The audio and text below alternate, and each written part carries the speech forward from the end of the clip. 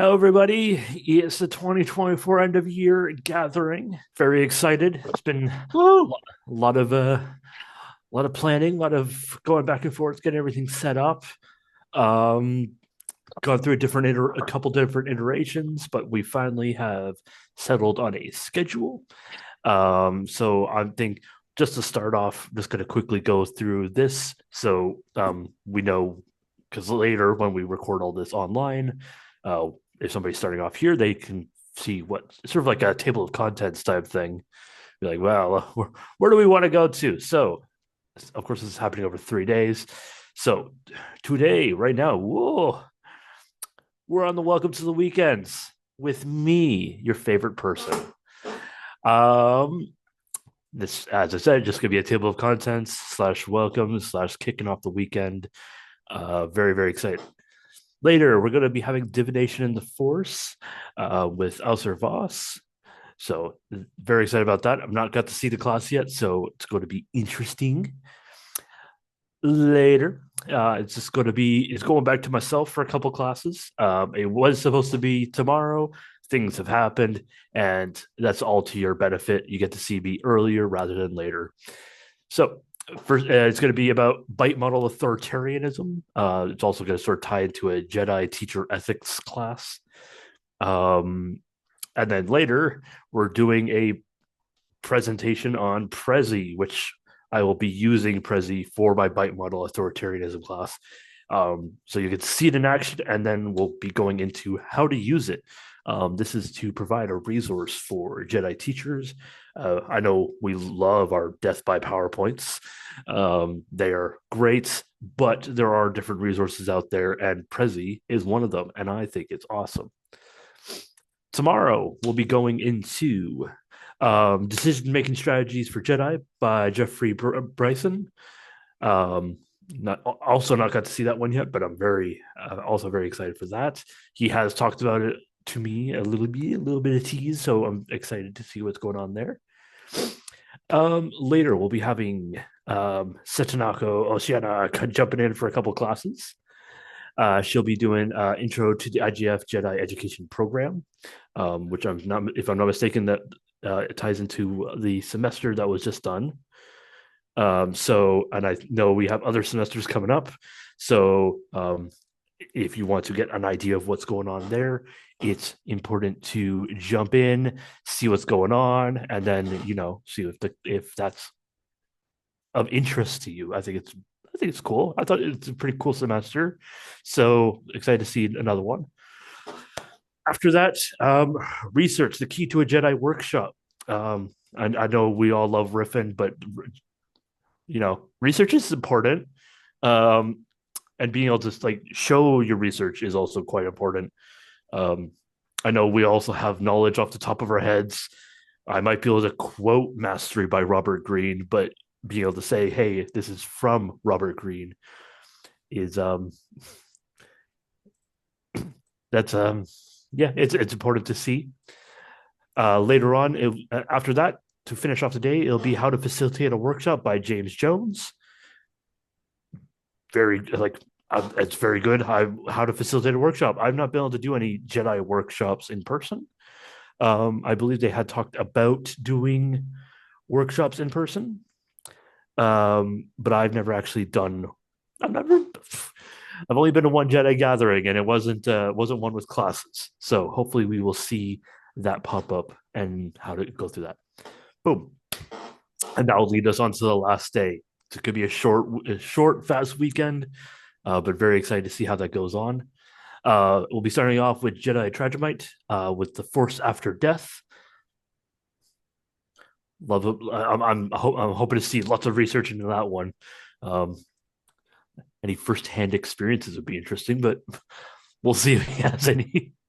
After that, with Tao Griffin, we'll be going to Principles versus Idealism. I know, like I've seen Tao around. Very excited to see this class. Finally, finally, before we close off the weekend with Sedanako again, we'll be going into the Jedi merit system again with Mr. Trudgemites. Um, Not heard anything about this one, so a little bit of a mystery. Very excited. And as I said, finally, Labyrinth of Release ceremony. Um, Going through the Labyrinth of Release, we got to do a labyrinth in the semester that we'll be talking about on the semester on the program that we'll be talking about on the Saturday. So a couple people will have more experience, but I think it's going to be important to attend that. Normally, this would be something that we would do at like during New Year's, to like sort of leave one year in the past, move into the next one. Um, but we're doing it this weekend because time is an illusion, and we can end it whenever the year whenever we want. So we're going to go through it then. um, very excited for this weekend. It's been a long process pulling everything together, trying to drum up the interest. So I hope people attend. That is my hope for this weekend. I hope people find it educational. And if you are watching the recordings and you didn't attend, how dare you? But I guess it's good that we're recording, so you can educate yourself off these, and you can see, hopefully learn in the future. That is the point of many of these classes, to provide resources for the future, especially the teacher ones, um, like how to do research, bite model authoritarianism. I spent a long time on the bite model authoritarianism one, so I'm hoping people attend it because it's a big one, but I think it's very near and dear to my heart. Um, because it's because of the past couple of years, I've been um, seeing how important this class could be. So, hoping people can learn from it. Of course, things have been moved around a little bit. So, if you have seen previous schedules, they're not up to date. You got to look for the final underscore final uh, number 4. That's the real one, the one in front of you, this beautiful one. Uh, Lots of cool classes. I'm very glad it got to fill out. It's nice and even. It was a little bit top heavy at one point. So we're getting there, and we're ready for nice, fun weekends. So our next class will be shortly with us or Voss. So yeah, if we want, we can stop the recording there. We can all still hang out here, and if you're from the future, sucks to be you. You don't get to hang out with us in time.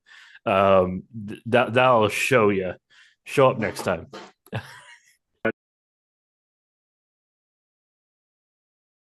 Everything's ready. I'm just going to get started.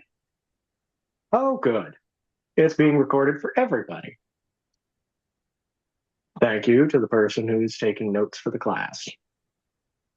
So, with all my usual warnings aside, please take notes, hold questions till the end, and otherwise try to give me as much attention as reasonably possible because I'm talking. Greetings, my fellows. I'm Osservots, here to officially share my knowledge and methods for the very first time. I'm sure some of you are curious about my experience. I've been on the Jedi path for about 7 years by my approximation. Far longer is my experience on and off with divination and spiritualism, at which I've been about nearly 25 years. What I aim to do today is to educate you all on the subject of divination and working that into the path. We'll define some terms, go over some examples and methods, have an exercise on calling up the energy for the task, and just generally as a method of connecting with the Force. And lastly, I'll walk you all through a method of divination I use specifically as a Jedi animist. Moving right along, the Oxford Dictionary defines divination as the practice of seeking knowledge of the future or the unknown by supernatural means. This can be achieved through the practice of any number of methods and rituals. All examples tend to include the instruction that one have a particular method or problem in mind. But the methods themselves are surprisingly diverse, and just a handful of these methods I will describe for you now. There are a wide variety of methods. You scrolled too far. Program, why you do a betray? So As I was saying, there are a wide variety of methods for divination, many of which labeled with mancy, divination by a specific means. Of course, one would be hard pressed to find an individual that had no awareness of the first example, cartomancy, divination by means of interpreting seemingly random cards. This is the iconic method, the first thing that comes to mind when one hears the term fortune telling. Tarot, again, is the most commonly thought of form, but one can also work with standard playing cards, Tarot often having direct correspondences where discretion is called for. But a variety of other methods have arisen in this category in recent years called oracle cards. Oracle decks are similar to Tarot in that it's fashionable to have them designed within particular themes and varieties. Where oracles diverge is that they don't correspond to Tarot's minor and major arcana. It won't have the same named cards or suits. The methods remain similar, though. A prescribed method for shuffling and drawing the cards, often a certain number of cards laid out in a pattern and interpreted in a particular order.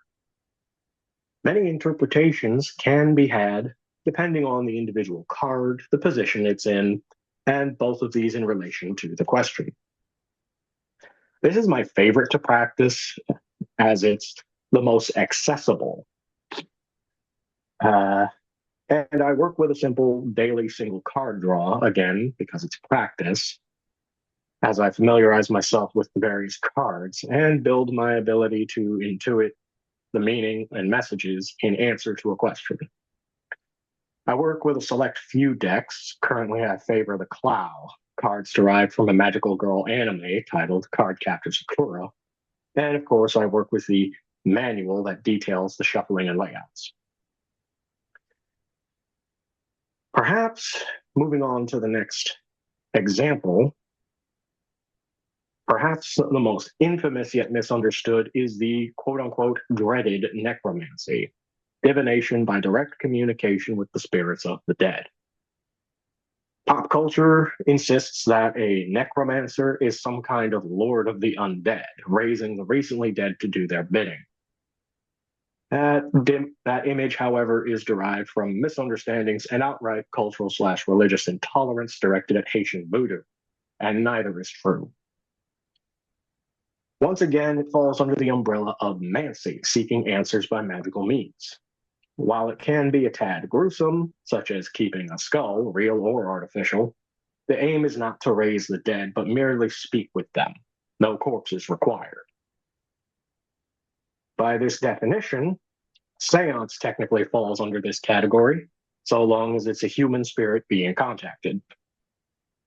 Regarding the skull method, one needs to know the name of the spirit in question, and the more you know about them, the better. Ideally, the skull would have an intact jawbone so it can quote-unquote speak. This method can also get complicated, as whether there's a skull for the medium or a seance, other methods are often incorporated to further accommodate communication. A spirit board, a typewriter, a simple binary communication, knock once for yes, twice for no, etc. Moving on to scrying, which means seeing or peeping. It's commonly depicted as using some manner of mirror or a crystal ball in a dimly lit room, one having to interpret shadows and phantom images as they come. However, an older method involves looking into a shallow bowl or dish of water. The water must be very still if the vision is to be clear. Quick segue. A very adjacent is dowsing. Another method that I have favored in the past, misrepresented as scrying by pop culture. Thanks, Charmed. I mean, not Buffy. Buffy the Vampire, but less entertaining. Moving on. But it most often makes use of a pendulum. The pendulum can be any length of thread, string, cord, or chain with a weighted end. Crystals on chains are most popular right now. but no special materials are actually required.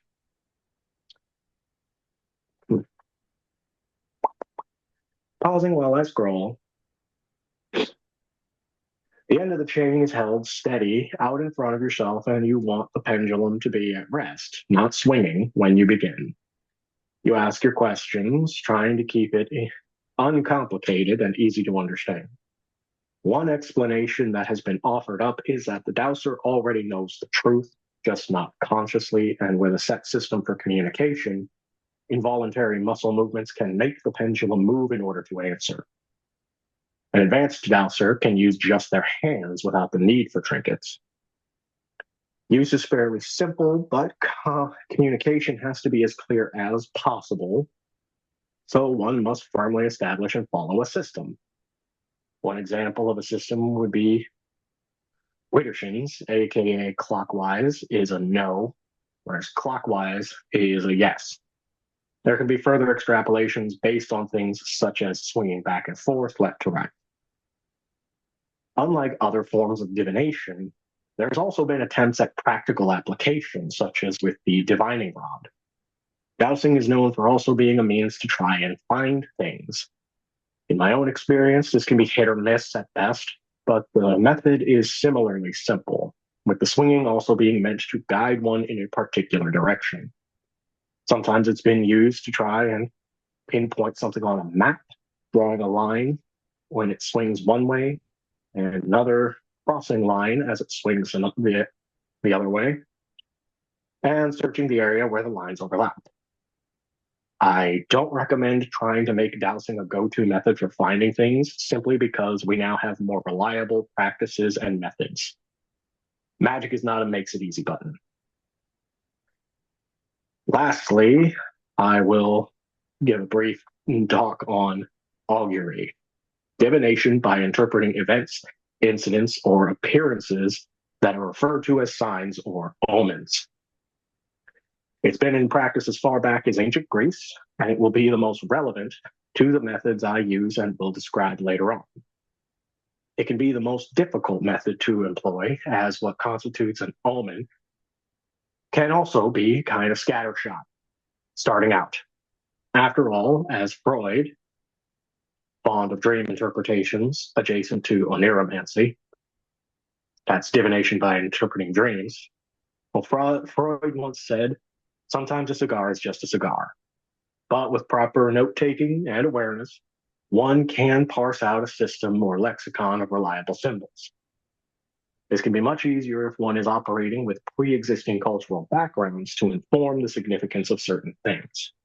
A good example might be how here in the Pacific Northwest of the United States, the orca is a very good omen, and crow and raven could be good or bad, depending on the surrounding context. However, hop over to Japan and the crow is a distinctly bad omen in contrast. I'll take a moment to sip my coffee and let that all sink in, and I hope that I didn't go too fast. Everybody following so far? Yeah, I'm still stuck though on the fact that you can use the cloud cards as divination tool and people actually do it. Like I thought that would be like a one-off thing, but apparently it's totally a bigger thing than I thought. So cool. Well, I did have to search for it on the internet. I don't know if it was new, but and in fact, the instructions were all in Japanese, so I had to find a PDF translated to English. Fortunately, it was translated rather faithfully. Not that I know, I can't read Japanese, but it's pretty effective, and the fact that it's in PDF makes it slightly more portable. That's pretty cool. Okay. And if nobody else has any feedback per my request just now, I will move on to the exercise. Are we ready? Okay. So, in this day and age, many people have come to view these things as novelties, fun little additions to leisure activities, namely slumber parties. As a result of not being taken too seriously, proper practice fell to the wayside. Without the ritual nature of these things, they lose the most important element to working magic: energy. When working with the Force, the first thing you have to do is connect. A few deep breaths, perhaps a mantra or incantation, whatever one's methods, you'll know you've connected when you feel it, most often in your hands. This on its own can take a bit of training, a bit of practice. One's emotional state is also a factor, but with enough experience, it can become relatively easy to do. When you finish whatever it is you're doing, divination, inquiry, or even just meditating, it's important you close out the session, so to speak. A few deep breaths, bring yourself back, and releasing the connection. This is an important step, as there are superstitions around leaving supernatural doors open, spiritual doors open for any spirit to enter as they happen upon it. In addition, those who are particularly sensitive can experience some discomfort at a severed connection if it's abrupt. Now, let's all take a moment here just to give this a try. Anyone who wants to, get yourself comfortable. Just don't fall asleep on me. Let your hands sit in a rested position, not held up or tense. And take a few deep breaths in and out.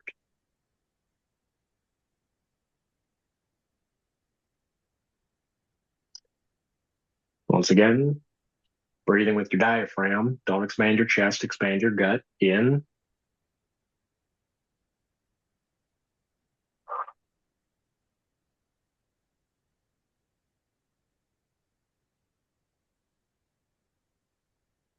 and one last time. In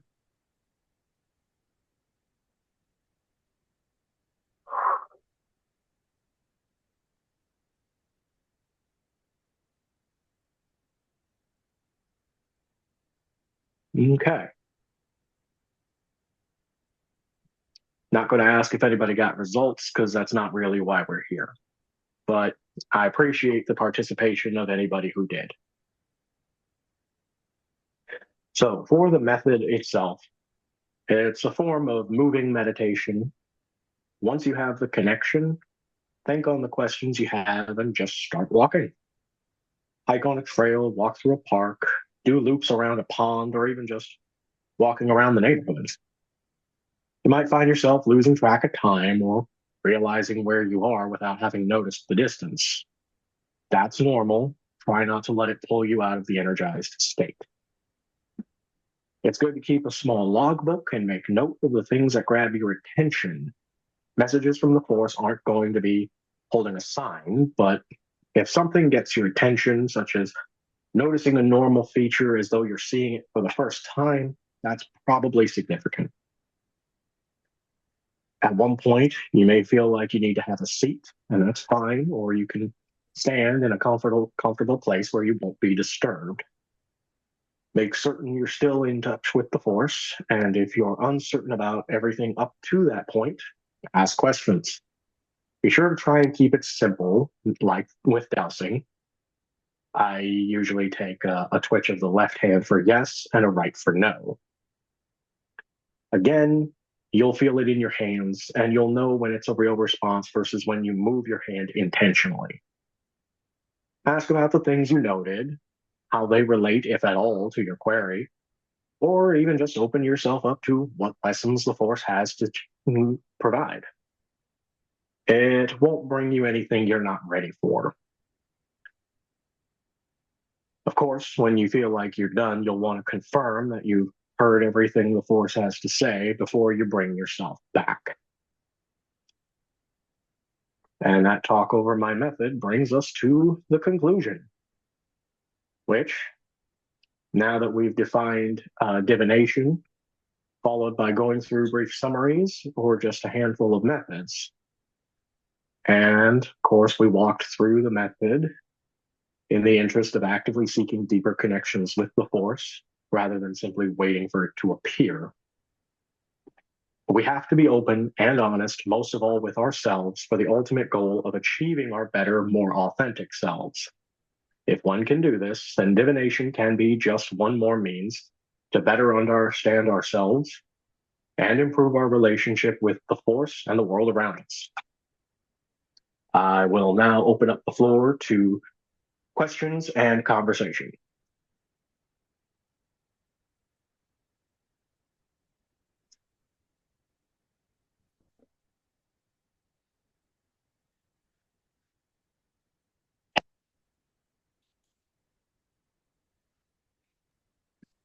So you said that the Force will never tell you something that you're not ready for. I am curious, how would you, or how do you think that it changes in a person's mind when instead of it's the Force won't tell you to you're not going to recognize when the Force tells you something that you don't want to hear? Well, now there's a difference between not wanting to hear it and not actually being ready for it. Right, but I'm saying that the onus would be on you in the opposite. It's not that the Force is controlling whether or not you're ready for it. You're the one controlling whether or not you're ready for it. Like Does you're that not shift Yeah. in someone's perspective, or I'm just curious how you feel that is in relationship to one's relationship with the Force. Does that shift someone's relationship with the Force by believing it from the other end? I'm just not accepting it. The Force has been saying this the whole time. Well, part of that is self-awareness and self-honesty.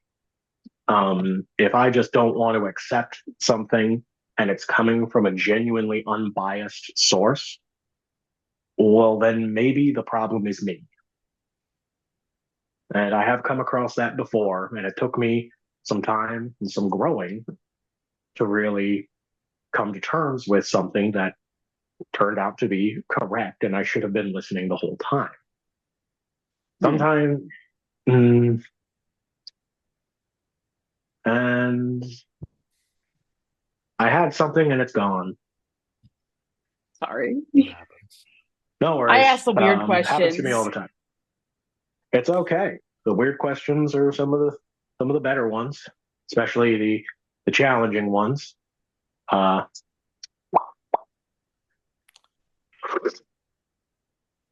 Here's a question. pretty Have you, pretty common example would have to be accepting when you're wrong about something. Some people just can't do that right away when confronted with it. And part of the practice is helping to grow to where you can accept information even if you don't like it. Don't have to you don't have to take it to heart necessarily, but it is good to at least be willing to think about things. And I think I interrupted somebody with a question. Darcy. yes. So you described different methods for doing divination. Have you ever attempted using the Jedi? What are they called? The Jedi sextant for divination. It's not meant for that, but It's not meant for I that, do but know. I could imagine if you're looking for reason and yeah, you just had it on hand. I did actually. I had it exactly on hand. Yeah. Well, to answer the question, for a brief time, I had the sextant on in my possession.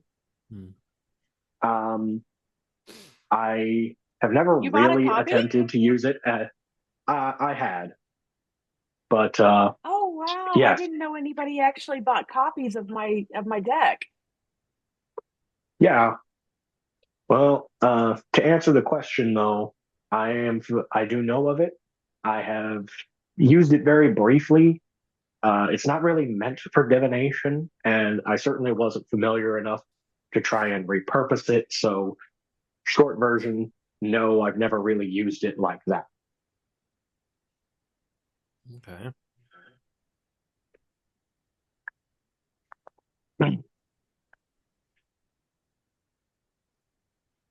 Is my art awful? The designs are a bit all over the place, but that's because it's obviously drawing from multiple sources. It is. So yeah, I don't mark points for I personally would not mark points for that. It wouldn't be the first kind of deck that does that. Good.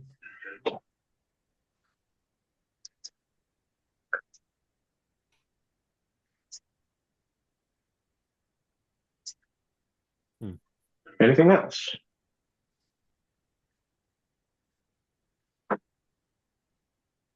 So you mentioned seances.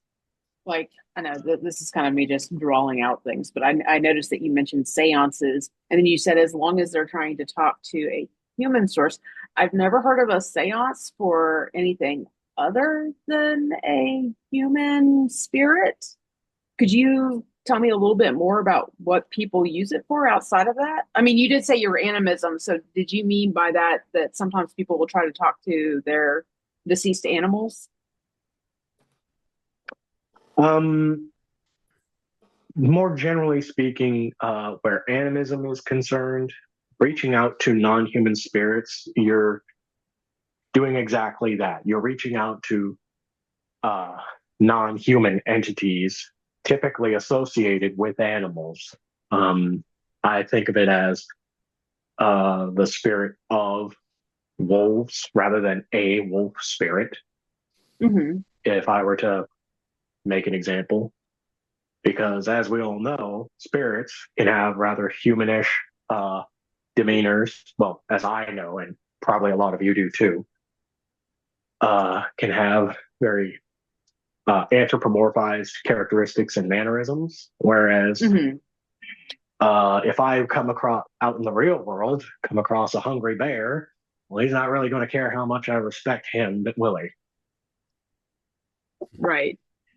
So, But okay. regarding the actual question, getting back to Yeah. the question, um, the need to make, I felt it necessary to make that distinction simply because, especially a lot of modern pop culture always shows concerns about either malevolent spirits that you could arguably not call human anymore, or outright demonic entities, which were never human.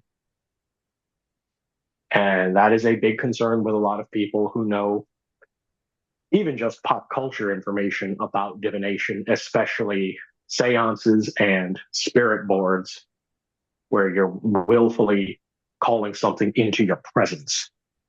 Mm-hmm. That's a big thing with a lot of mystic practices where spirits are concerned.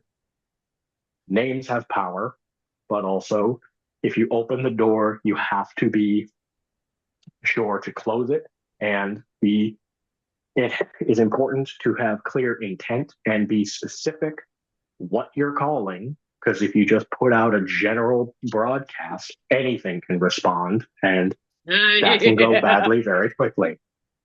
I'm calling in all the spirits of Okinawa. You don't know that reference, but I Uh-oh. do. Yeah, it happened. Isn't that a Godzilla reference? No, that is a reference to something that someone did during a ritual that I was part of back when I was in Okinawa. My And Okinawa, goodness. I don't know if you know this, is plagued with spirits, malevolent, benevolent, non non-human gods, all the spirits, come on The in. kami. Yeah, the Yeah, the kami. kami, the yokai, all of them, all of them. Okinawa in particular. And Isn't that the northern? No, wait. I'm thinking of Hokkaido, aren't I? The northernmost, yeah, where a lot of Hokkaido the is the Ainu people are. northernmost. Right. No. Okinawa is like So the I was Hawaii of mixing Japan. things up.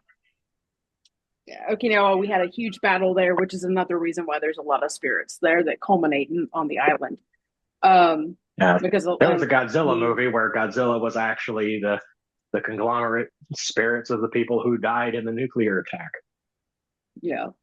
So yeah, it's pretty crazy out there with their spirits. And we had a guy who was not thinking during a Samhain ritual of all rituals, while we're at the ruins of Zakimi Castle, and decided that there were two different people posted as guardians of the ceremony.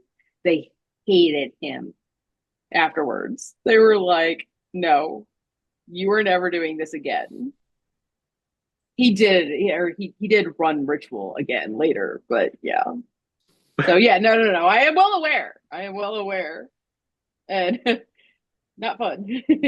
But no, yeah. So there's that. But and intention is everything. But you also leave doors open if you don't know how to close them properly. Definitely, I appreciate that you seeded that into your class, because people and even at that, people think they know how to close and they don't. I mean, not everybody, but there are some real people out there who are just like, yeah, I closed it. No, you didn't. Yeah. If I think hard enough, I could probably find an instance where I was that guy. I mean, I was that guy too. So it's a thing. It's not just you. Yeah. I was that guy one point in time. It's a thing. Too, so. It's a thing, hence the reason I emphasize it, and in my opinion, any good instructor should. So, well, I need to take a breather, and I hope that I have brought something of value in my presentation, and maybe next time more people will show up after they watch this recording. Hopefully. Well, I mean, assuming I can get this up, but yeah. Well, thank you all very much, and I will try to pop in again later and throughout the weekend. All right, awesome. And have a nice day. Thank you. May the Force guide you all. Yeah. May the Force be with you.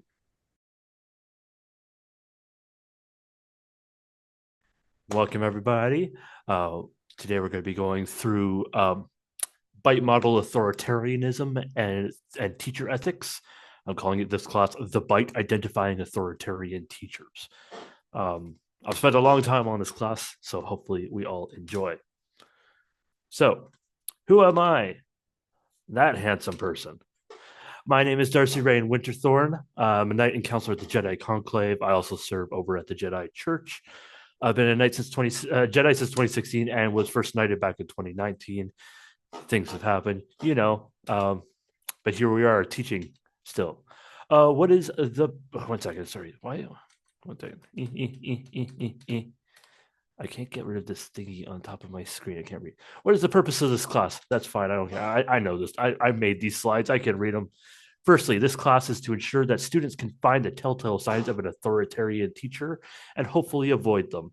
And secondly, for the purposes of this gathering, it is to instruct on the ethics of being an excellent teacher that doesn't fall prey to the trap of authoritarianism in teaching. By the end of this class, you should be able to find the signs of an authoritarian teacher. Things have happened in the past, like I've been around since 2016. I see it pop up, and I believe this class is quite important because, as I was taught in the cadets and the military, you give somebody power, you're going to learn who they truly are, especially when you give them power over somebody else. So this class is to hopefully help bring that type of knowledge over into the Jedi sphere. So, what is BITE? The BITE, BITE model, is a system of identifying cults and authoritarian leaders, first written down by Stephen Allen Hassan, outlining systems of control over the following.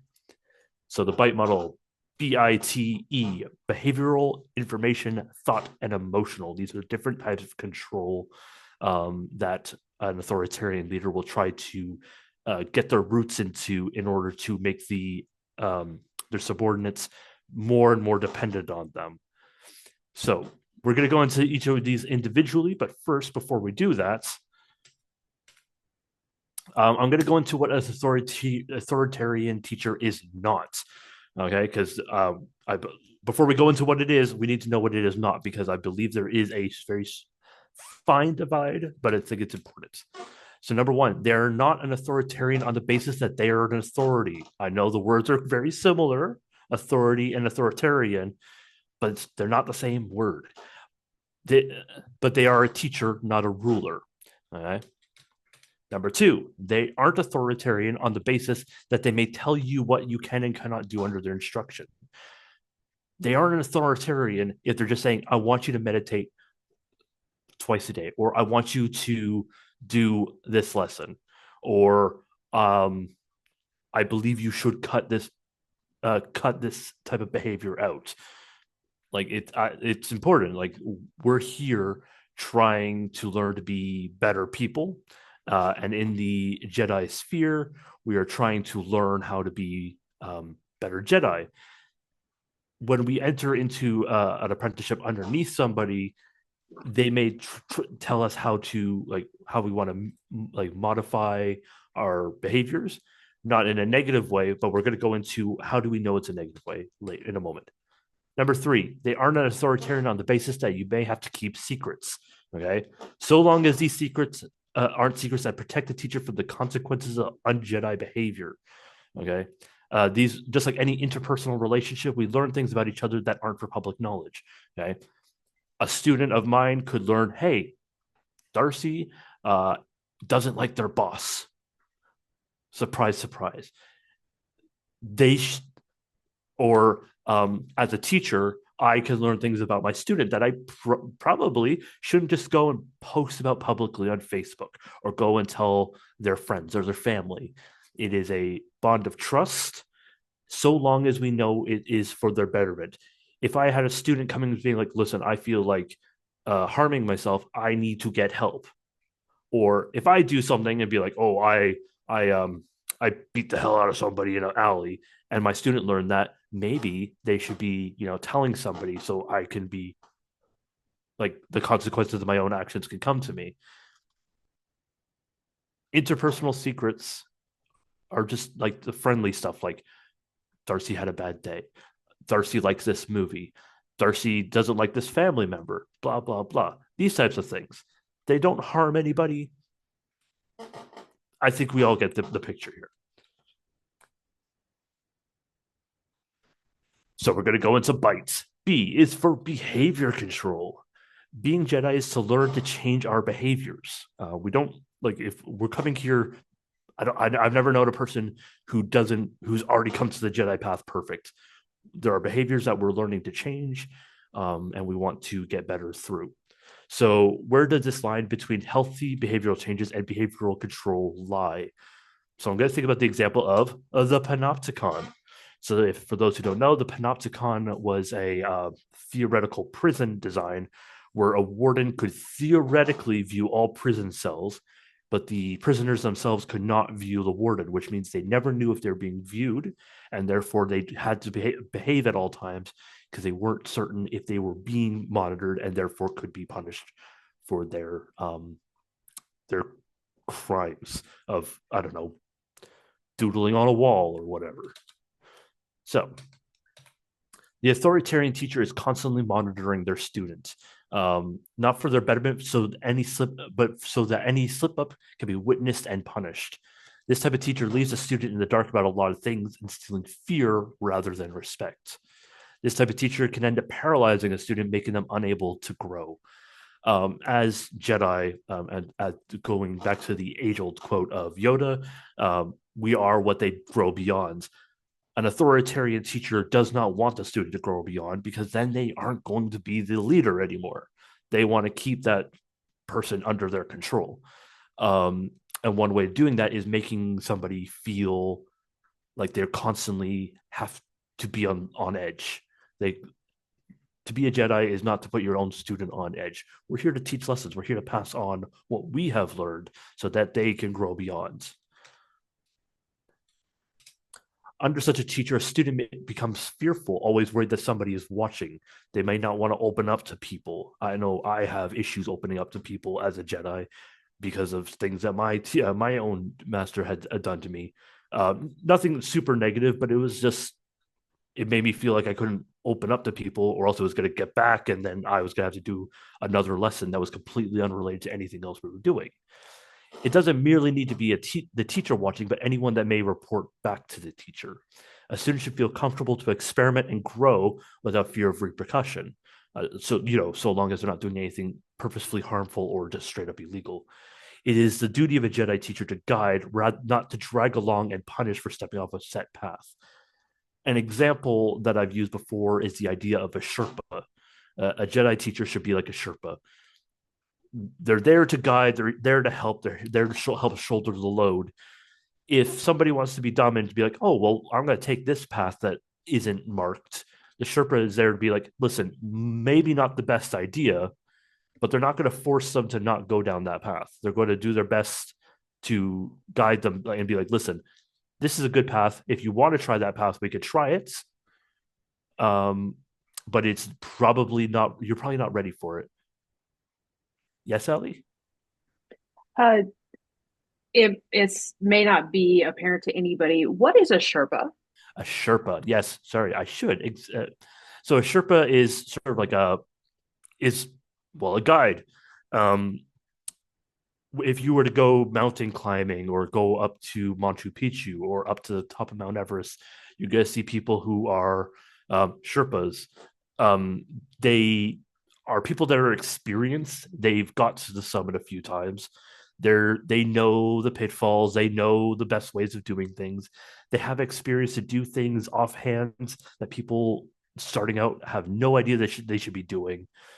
Um, and a Jedi teacher is to be like that, to be like, listen, you want to get to that summit? Cool. I'm here to help you. I know some good ways to go. I know some cool vistas and sites we can go along the way if you want. Um, but I'm not going to put a leash on you and drag you up that mountain yourself. Like you have to walk. Like we're not here to do piggybacks. We're here to walk alongside you. So, can anyone name an example of this? It doesn't have to be just in the Jedi path, but just in general. Such as behavioral control.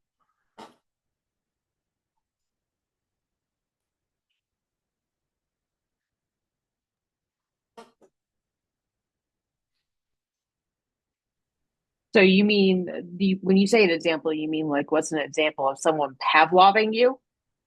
Of somebody just trying to control behavior, just generally, in such a negative light.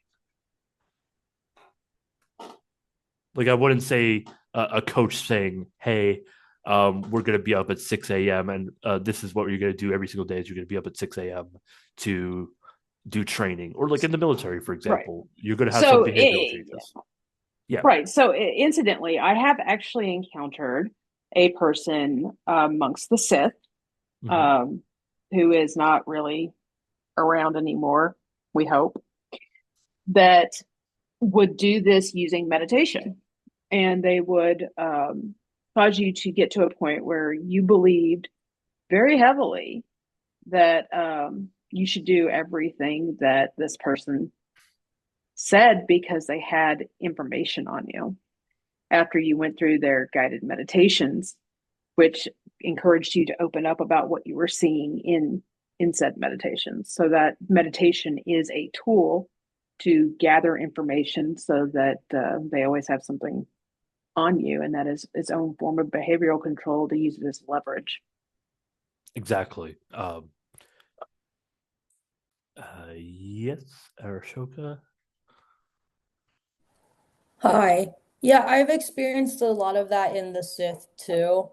Um, and I wanted to say that I appreciated that example. I also had a philosophical mentor outside of the Jedi community that was naming an example of what you were talking about, where it's like you just follow, you do everything I tell you to do, and even if you have like a question or something, and you have something that you want to share too that maybe doesn't come across as deviate or not following the lesson, they'd always be like, don't talk, just keep your head down, and like like they kind of like berate me even when I was just being respectful and following. And it's like trying to make people into a clone of the teacher that I used to follow, which is the opposite of, yeah. So that's my example. It happens a lot in the philosophical communities too, or the magic and esoteric sometimes as well. It was always, you don't know what you're talking about. You're the new person. The inferiority too, like you're a loser. I had somebody tell me that too. So yeah. Good. Yep. Like a bite model, it's typically something very much applied to cults, being able to identify if something has become a cult. Um, in the and you'll see that in behavioral control, where the leader will be, listen, you could be like me if you do everything I say, change everything about how you act, do exactly what I say, and maybe you could become like me. So you're gonna see some stuff like that. One second. Oh, it went back a couple. Okay, that's good. There we go. Whee! Don't know why I went back a few. Behavioral control also includes the following: control over environments. Sometimes people would be like, you'll see that in compounds, for example.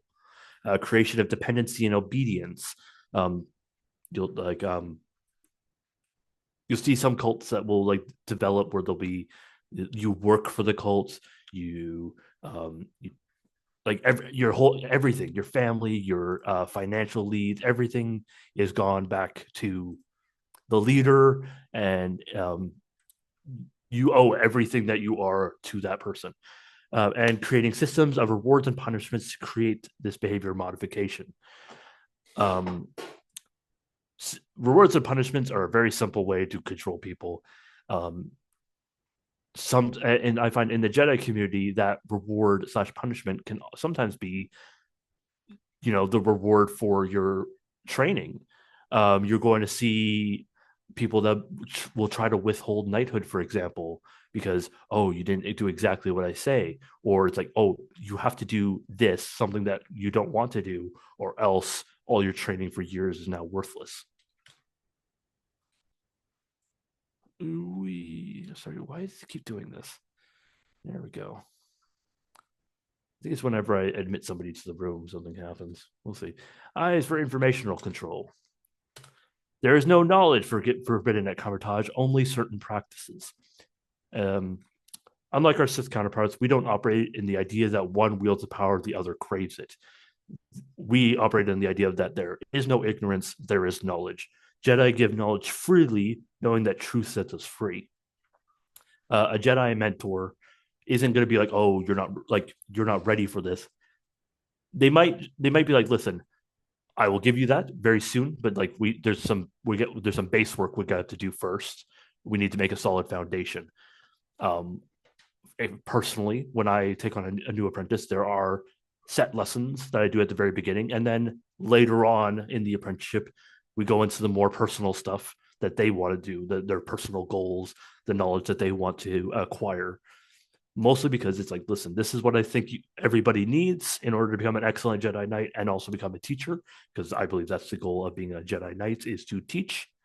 And then after that, if you want to do more things, we can do more things. A Jedi teacher should never deny you knowledge. Like, I don't deny them. It's just gonna be, let's get some other work done first. But if they ask me a question, I will give them an answer. So a Jedi teacher should never deny you knowledge, but can and should warn you against harmful practices. Example of this: my teacher, my first Jedi master, passed along a practice for me to do. This was one that he hadn't told me about before while we were doing the apprenticeship, but once I had become a knight, it was literally the day that I was knighted. He passed on this practice, being like, I just need to make sure you're ready for it. If you hadn't thought I was ready about it, I wouldn't have even learned about it. I didn't have to practice it. He just like, this is something that I think you would benefit from. You could do it in your own spare time. If I had learned it earlier, it might not have been best for me. It probably would have been counterproductive to everything we had built up for years. It was after all the groundwork was laid. It was good. Other harmful practices, for example, I have heard some people, like you'll see in some cults where like, oh, you got to do drugs and that will help you achieve enlightenment and all that. It can be quite harmful. Maybe you'll have some sort of like religious experience if you take this magic mushroom, or you could go crazy and you could end up in a psych hospital. It's important to warn a student about harmful practices, the potential harm that can arise. Again, we operate in knowledge. So, can anybody name an example of information control, just in general? So actually, this one came up recently. I had a friend in the community who discovered they were part of a cult, and one of the things that they noticed about the cult that they were a part of, it was a Christian cult. They their church that they grew up on would restrict and make you feel like, and this was like kind of the other side, is that they would make you feel like only you have access to this information because you're with us. And that's one thing that's kind of there, is that it restricts the knowledge to everyone outside, and only if you're part of can you get the information. So and that was like a lot of just Christian mystic materials, and to her surprise, she found out that it was actually stuff people were already knowledgeable about when she started diving in, finding out, oh, you know what this is, and I'm kind of like, yeah, I know what that is. Oh, so it's not restricted to just what we learn. I'm like, no. So you're told that, and by being told that, you think you have something no one else does, and so you want to stay in there. So that's kind of like it's opposite of what you were talking about, but it's still the same concept of information control. Yeah, you'll see that as well, where people will be like, "Oh, well, that's only for our group," and then it'll be like, "Oh, you want to learn that? Well, that's actually for only very specific people within that group, and you have to earn your way into that." And then it's like, "Oh, it's only for," and it gets you deeper and deeper and deeper into the control of the leader. Um, yes, Arashoka. So I actually experienced information withholding actually by a Sith who used to run an aspect at a very noticeable academy. And the reason is I can't believe I've been training for 8 years now. This is ridiculous. I mean, not in a bad way. It's cool. But when I first began, I was a mess. And so the reason for denying me, which I kind of feel is valid, but also kind of not, they're like, well, because you're so like dumpster fire in their words, or because you're so like not doing able to do a lot of things I can do now, they're like, you're not ready for this lesson. And I used to disagree, and I used to say like, well, how am I supposed to try even if I'm going to fail for how many years it takes? And that was an example. And so then I ended up just going out there and finding tools or things to explore through other aspects. Um, and so, yeah, I think the Sith are just a little different because they're like, you're not worth my time if you're not on a level to where, like, but da da da da, like, whatever those reasons are, you're just not even going to have access to it, which is fine, but it's also different because if you don't ever give somebody at least a PDF or some sort of lesson, whether they're actually willing to do their work or not, I always say eventually they will. Like I've had students who are like, oh yeah, just meh, meh, meh. And then they end up doing it later and it clicks. And so that's my example. I don't know if I would agree that's information withholding more of, I would say that's, then again, of course, this is still Sith. I find it just, a repeating thing where you guys see Sith being the opposite of what we're doing here. But you're Oh, seeing that it is, sorry. where you're seeing it as a, you should, I would say that it's more of an example of warning against harmful practices, gaining certain knowledge before a teacher, like if a teacher thinks, listen, example, if you're going to the gym, it's like somebody could be like, well, I won't know that I can squat 500 pounds until I try it. And the personal trainer be like, well, listen, let's start you off over here, and we'll work your way up to that. Like, yeah, you won't know until you try, but at the same time, you're going to find out that you can't in a very painful way, very quickly. Um, like they're not denying them the chance to try, but they're basically just putting a safeguard in place to be, listen, let's what one day maybe, but right now here's the level that we believe you're at. If you could push beyond that and you can show us that you're ready for it, we'll move up. You know, actually, okay, since you bring up that we keep bringing up Jedi, I mean Sith, Mm-hmm. I'm going to bring up a Jedi example actually because I have one for this. It So does there was a happen. guy, yeah, there was a guy at a order that, and the order when they found out about this got rid of him. So it's not like they legitimately didn't know until they started talking with the apprentice that this was happening. That person actually restricted information by hoarding their student into only listen to my stuff. Only, like, I'm the only person that can do this. I can teach you. And they would open information too, like how to, they would say, yeah, I'll eventually get to helping you learn how to control the weather, for example. And then part of the information that they were controlling was that they refused to let them know that there was a Discord server for the organization. So it wasn't just that they were controlling information; they were controlling their ability to get into the rest of the culture for the group, to find out and or compare information that they were learning in their apprenticeship to the information other apprentices were learning. Like, hey, I was learning this, and then people could look at it and be like, "What are you talking about? That I've never heard that."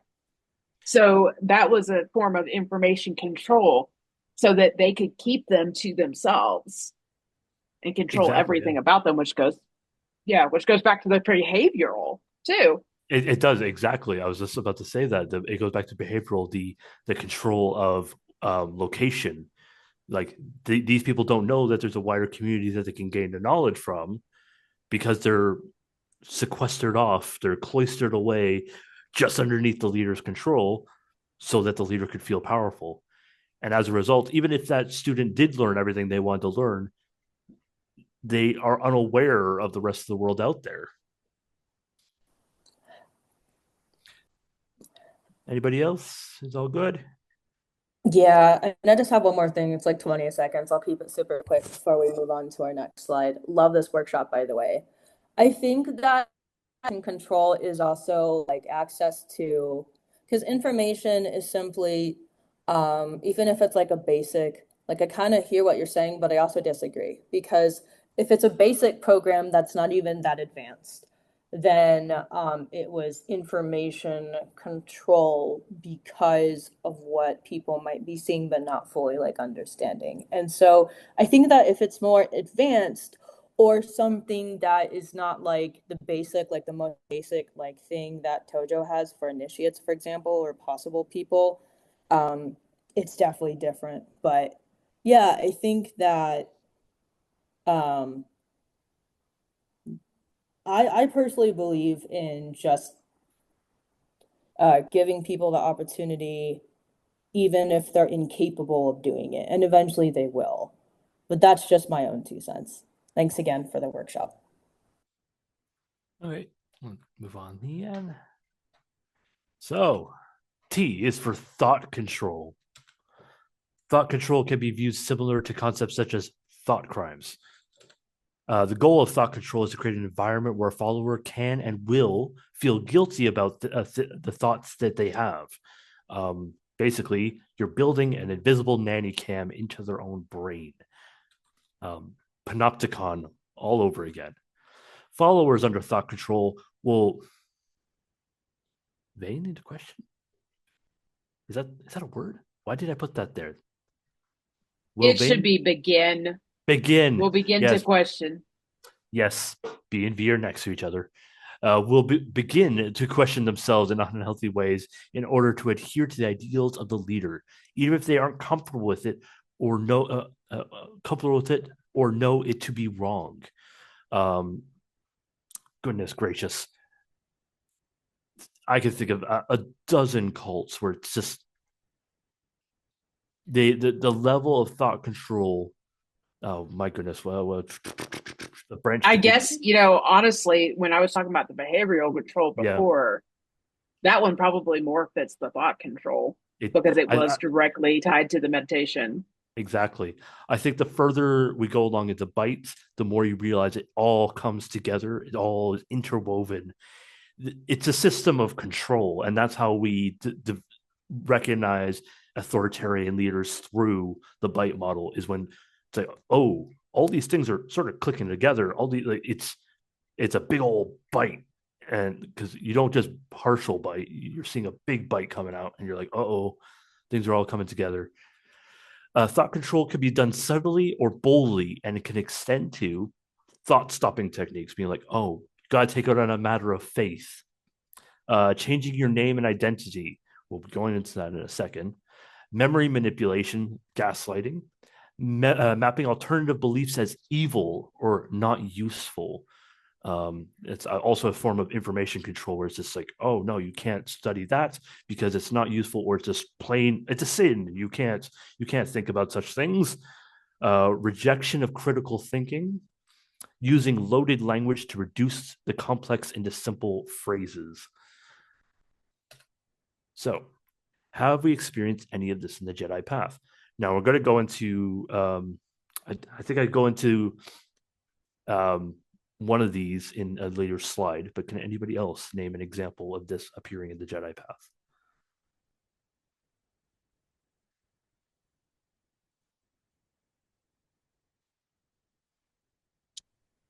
You're being a Jedi.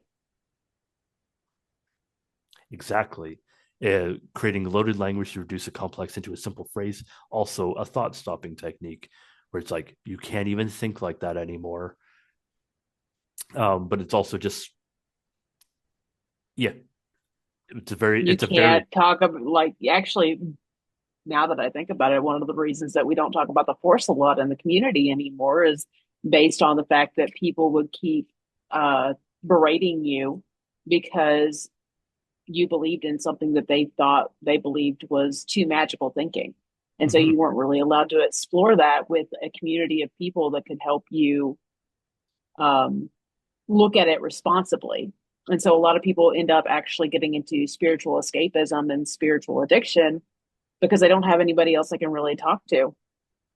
exactly. It creates very individualist, like where they all have to be an island unto themselves, but also they have to keep their thoughts to themselves, even if like, I think we know it's wrong that a newbie coming to the path can't discuss things without being berated by certain people. Where it's like they can, it's like, oh, they should already know. How, what do you mean they should already know? They're new. We're here to help them grow. Um, move on from this because I believe next we'll be going into, actually, just in case I don't, just double checking. Yep, sorry. It's a lot of slides, so I just want to make sure I'm doing this all right. E is for emotional control. So, an authoritarian leader will instill emotional control to put an invisible leash on their followers, where shame becomes the key. Examples of emotional control are to create the idea that some emotions are wrong or selfish, creating emotion stopping techniques, instilling fear of concepts such as losing one's salvation, being shunned, enemies, the outside world trying to corrupt you. The goal of of emotional control is to make the problems of the leader become the faults of the follower. Um, you're going like, oh my goodness, I love, like, when I first discovered Bite, it was because I was studying cults very specifically. But then the more you learn about it, the more you're able to broadly apply it to yourself and other people, um, to weigh actions on themselves. Um, And that I don't remember where I heard it, but it was very similar to the goal of the emotional control is to make the problems of the leader become the fault of the follower. They'll be like, "Oh, you have to take it on faith. Oh, if you question him, you're going to get shunned." You get see that in like the Amish community, for example. Shunning, it's awful. It people are very social creatures, and if you rip their ability to be social with their loved ones, the people that they're close with, that's enough. That's terrifying enough for people to just absolutely just obey. It's easier for them. We can identify those under emotional control if they experience continual emotional high and lows, where they'll go from this deeply depressed to just, everything is fantastic. There's never really a middle ground. They're just continuously fluxing between the two. Have extreme X phobias, ignorance, hate-based phobias, such as homophobia, xenophobia. It's a fear or hate of others that aren't within their group, really. Or don't adhere to their ideals or belief in terrible consequences for leaving the group, such as going to hell, rejection by family, friends, shunning, or just straight up, just if you leave, you'll die. That happens. You'll see that in some cultures. Like the outside world is just trying to get you out there, and then they'll murder you, and they're terrified of that. And it sounds crazy. It's like, like who on earth would believe that? But that's the entire point. The goal is for the leader to be in control, and they'll do anything, and they will lead people down these insane paths to make them feel that they have to be under the control of this leader. And that they believe that there is never a reasonable excuse to leave. A personal example: my grandparents once fell into a Christian cult. My grandfather saw some. I'm not going to go into too many details here, but he saw something. He was able to put a stop to it before anything had happened. Thankfully, it wasn't a crime. Don't worry, no crime. But he just didn't think it was appropriate, and he was in control of the technological side of things, where it was like the projectors and all that. He's like, "This, I don't think the slide should be up here. I'm just gonna move it to the end, and I'm not going to show it." And as a result, he was told that he was questioning the pastor and was excommunicated. My grandmother, his wife, was told to divorce him. She left him, and because he was the only person making sure that she had, they said if she stayed with him, he was going to kill her. So she left him, and because he was the only person making sure she took all her meds and took care of her conditions, she died. Because of this cult. It's like, oh, well, why wouldn't she leave? Because she didn't believe there was any reasonable excuse to leave this group, because they were the one true church. I'd been there many times myself, and it seemed like a great place. But the further you dealt into it, the pastor had rewrote the Bible in the effort to make it more readable, but it wasn't. There was things. Once I compared it to another Bible, I'm like, there are verses missing. The meaning of this verse has been changed to put very, very sinister things, changes. So,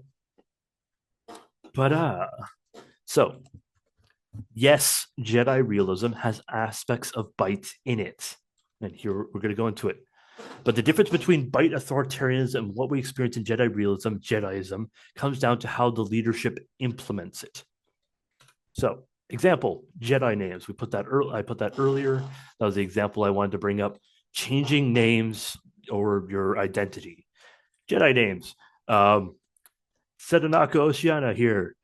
That's not her legal name. That's not her Christian name. That's not what her parents named her. Is that bite model authoritarianism? Many Jedi have a Jedi name. I started out this presentation with my Jedi name, i.e. Darcy Rain Winterthorn, previously known as Arasag. I'm known both by that and my legal name, but that's where the difference lies. It's just a username. if I started going if I started going around demanding that everybody has to call me that, and that my previous existence was no longer valid, didn't matter anymore because I discovered a whole new life under this the Church of Jedi and blah blah blah. That's that line. It's sometimes a very gray line, sometimes it's a very blurry line, but you can tell when somebody's crossed it. And another example, shunning. We sometimes see people being shunned in the Jedi community, and that's perhaps what they portray it as. The difference between Bite and what happens to these individuals is that they're not being shunned. We can't stop, and we don't stop people from talking to these people. We can't be like, hey, so and so. I could probably say what his name rhymes with, and I think we would all know exactly who we're talking about. But I'm not going to do that. But I think we can all name one person that we just don't allow into different groups. It doesn't stop people from learning about these people. It doesn't stop people from talking to these people. It doesn't stop them that all from happening. And we can't enforce that. We're not going to stop people from going around and learning about them. We don't have that type of control. And that's the difference. We're not shunning this person. We're denying them a platform that we can control. We don't just pretend they don't exist either.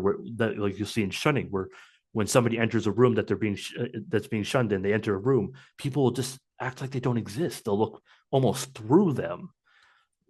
We know these people exist, and we will discuss them. And I think it's another example of warning against harmful practices. Talking to these people might not be the best idea. But if you want to go and talk to them, go for it. And you're going to learn the exact same lesson that countless people have before you. But we don't let them into the safe places of temple walls or within training courses that they could end up being a problem. So I think that's very, again, blurry line, but you can tell when somebody's crossed it. So can anybody else name an example of Bite appearing in Jediism? I know I've asked this for basically all the other points, but now that we've gone through and we've seen all of Bite in how it's described, I want to rephrase the question from can anybody else name an example of it, or to can you see how harmful that could be, how harmful a Bite model authoritarianism could be if implemented by a Jedi teacher? I just want to say how easy it is. It is really incredibly easy, especially when you have that. A lot of people do this and they take that first line of the Jedi code and they turn it very literal. So going back to the emotional, it's interesting that it kind of ties off there.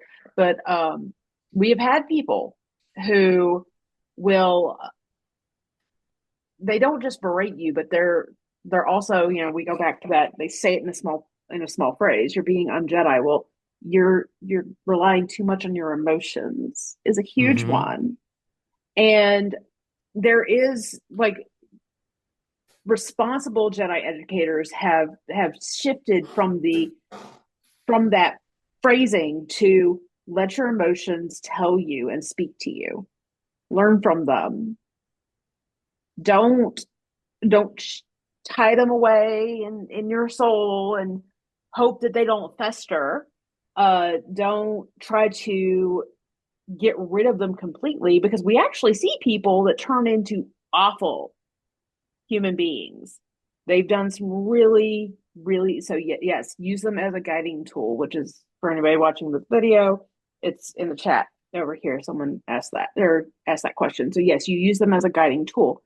But we have seen people who they've treated their spouses really awful because they're trying to get rid of their emotions, or they treat their fellow Jedi really very rudely, trying to make, and it comes off as a superiority complex. So it's incredibly easy. And Bite, a lot of people that use different models with Bite do rely on something that is esoteric So meditation itself is easy to tie back into that. I gave an example earlier, but you can use mundane meditation too for that. Like, oh no, you have to go back and meditate more. You have to meditate more. And that is its own kind of control. The special knowledge that you get, it's so easy to accomplish that within the Jedi community. And it's why people really do need to know about this. So I'm glad that, when you started this class out, you said, this is very near and dear to my heart. This is something that people should be aware of. I'm not going to back away.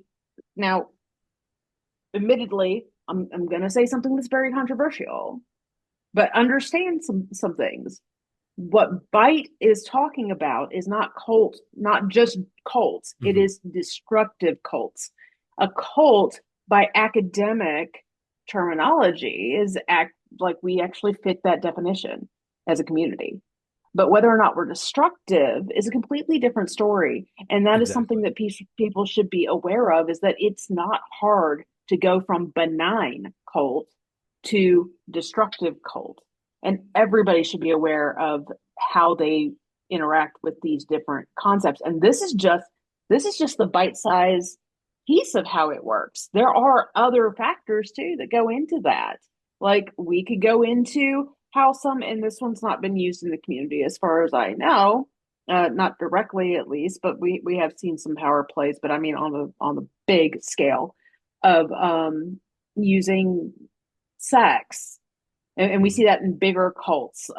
There's a few documentaries that talk about how that's part of it. And we could go into all kinds of different topics, but this is the basics. Like, you start seeing these, that's when you should know, maybe I need to start running for the hills. But as you point out, you got to be understanding of, you can't just blanket statement all of this. Exactly. You can't just be like, oh, they kicked, they banned so and so. They're a cult. They're shutting them. No, there has to be multiple points where you're like, okay, this is why it's BITE, not just it's bite. There's multiple things that you should weigh into it before you're realizing, because I don't believe, like, personally, I've never seen a destructive cult that doesn't fit at least two. Sometimes you'll see will be one example. I would say Shaolin Temple, for example. They're very much about behavioral changes, and they're very, very strict about that. They're going to put you through a ton of pain. They're going to be like, you're going to crawl down these stairs and up these stairs and bend your back and like do the splits until your hamstrings are tearing. But they're like, at the end of the day, these people still go home to their cell phones, and they are allowed to walk around the temple. They're not denied any information about what's going on. They're not told that their emotions aren't valid. They know what they're signing up for when they go in there, and they, at the end of the day, if they don't like it, they are allowed to leave. Within Shaolin, however, within Shaolin Temple, there is a little bit of a where, like, and I've been watching a lot of documentaries about this in the past couple of years, where certain people won't talk to certain people, and you're gonna see that in the Jedi community as well, where it's like, oh, they talk to this person, so therefore they're part of this group, and it's like, no, it's not as simple as that. But they're very strict about that, and it tends to happen mostly with foreigners, because they're very much like, this shouldn't be for white people. Like, racism, unfortunately, hits a lot of people, and that's why I talked about that earlier with extreme phobias, hate and ignorance-based phobias. Right. Well, and bringing that up, I can actually give an example of a dead organization that, because they didn't kick someone out, they died. There was a guy who went in there, and somebody started talking about how they wanted to raise demons. Mm-hmm. Like, go and do a ritual to raise demons. And this guy was very much encouraging that. And he would talk about how, demons can be good for this, or demons can be good for that. And it was not conducive to the atmosphere that the participants wanted. And so you're, as you can imagine, people who want to explore the Jedi path are going to try to find places. They're going to find other orders that are more active that they can go to. And when you see, and then they just happen to walk in, or they happen to walk in and they see on the forums, oh yeah, this guy is the most recent person talking about all this rising demon stuff. That doesn't look very Jedi to me. Exactly. So I'm gonna go away. And that order died. And they were actually the first 501c3 organization that was it was called Jedi Sanctuary. So they are defunct now. And years later, the person who owned the site, her thing was, she said, I thought that we should be accepting of other people's beliefs because we are Jedi. And what I realized is I should have thrown that guy out the door because he legitimately killed it. Exactly. Like So, yeah. sometimes you have to notice a harmful student and be like, listen, this in a classroom, if a student is in the back shooting spitballs at people, you can be like, hey, go sit in the hallway. You're not going to let Mm. them keep sitting there. But yeah. So let's move on to the next front. So, wait, Darcy, why are we learning about this? To keep you safe, knowledge is power. The complex answer is, and in my years as a Jedi, I've seen people abuse their station as a leader or teacher to hurt their students who didn't know better. In this past year, specifically 2024, I know of two students that it was awful for them. They thought it was normal, but when they learned it wasn't normal and it wasn't great, we were able to get them into a safe place. And of course, a little gif here. All they care about is control. The town deserves a better class of teacher, and I'm going to give it to them. I had to. How to find out if you're under bite authoritarianism. So we'll go with the code here. There is no ignorance, there is knowledge. Talk to people. Just talk to people. There's knowledge out there. Talk to people. If you feel something isn't right, reach out to other people and get their point of view. See what they know about your teacher and the organization that they represent. Write stuff down. So if there's any gaslighting occurring, you can refer back to your notes and remember what really happened. I was in a group where I, honest to God, felt like I was going insane for a good 6 months. I was like, no, I made a post. Where did it go? I'm like, no, you didn't. No, nothing happened here. What are you talking about? I thought I was going insane. And I eventually started acting out because I legitimately thought I was going crazy. Because I'm like, no, things are what's going? Because things were being altered after the fact to make me look like the bad guy. And then I find out afterwards they were all colluding together to try to make me act out. And I did because I thought I was going nuts. Until eventually somebody said, start writing things down. If you do something, write it down because maybe it was a dream, but if you write it down, you have something to refer to. So nobody can alter a physical piece of paper that you already have, especially in an online diasporic community such as the Jedi community. There is no chaos, there is harmony. If being a student of someone or under a group gives you constant anxiety or worry about your actions and possible consequences for even the smallest mistake, you may be under bite of model control. If somebody's causing you to have flares of emotion, but enforcing suppression of such, they're causing chaos, not harmony. As we discussed earlier, there has been a shift from trying to bury your emotions to learning how to listen to them. Doesn't mean acting on them, but learning to listen to them, learning to be able to process them in a healthy way. And people that are constantly having to bottle things up, eventually they're going to explode. They're going to have flares of emotion constantly. And I found when I was under an unhealthy group, I was constantly having flares of emotion where I'd be fine for long periods of time. Then suddenly, bam, everything would explode because I was having to hold so much in. And then when the slightest crack forms in that bottle, an explosion. And it wasn't pretty. And I know a lot of people now see me as a different person, because I have a much healthier outlet. I have much better people around me. You are only as good as the 10 people that you are most often around. So if you're seeing yourselves having these constant flares of emotion, especially within the Jedi community. You need to ask yourself, what's going on here? Like, there has to be a better way. We're here to make your lives better, not make them worse. And if your life is being made worse by your group, maybe you got to think about that. So, breather. This is a heavy topic. I know I've been like, it's a very heavy topic. So we're going to give a couple minutes, get some water. If you need to go to the washroom, now's the time. I'm going to go make myself a little drink. We'll continue in about 5-ish minutes. What time is it now? Perfect. And then we'll be going into Jedi mentor ethics, which does tie into all this bite stuff. So don't forget it all. Don't let it go out one ear into the other. We're all going to go get some water. It'll take 5 minutes, okay? Welcome back, everybody. Time for part 2. This is a bit lighter. It's a little bit shorter than the first part, because the first part is very dense, it's heavy. This is about teacher ethics, which we're going to be pulling a little bit from bites. However, this is just generally how a Jedi mentor should behave and their ethics of being a teacher. To be a teacher is to have some level of authority over another person.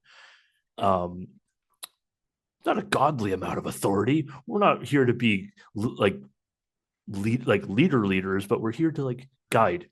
So we're going to go on to that.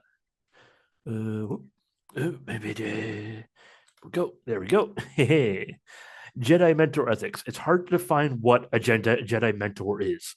I find that for a lot of things. You can't explain what a Jedi is. You can't explain what a Jedi mentor is. But it is easier to define what they are not.